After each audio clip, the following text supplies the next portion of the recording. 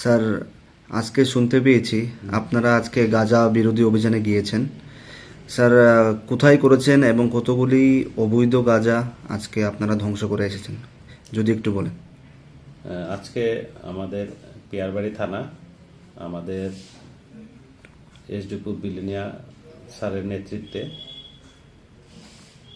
Forest department এবং excise department 43 BSF এবং 124 CRPF এর যৌথ উদ্যোগে আমরা হেতালিয়া, কমলা পাথর এবং ওয়াংছড়া এলাকাতে আমরা টোটাল 11টা প্লটের মধ্যে 32,000 প্রিমেচিউর গাঁজা গাছ ধ্বংস করেছি ঘটনাস্থলে।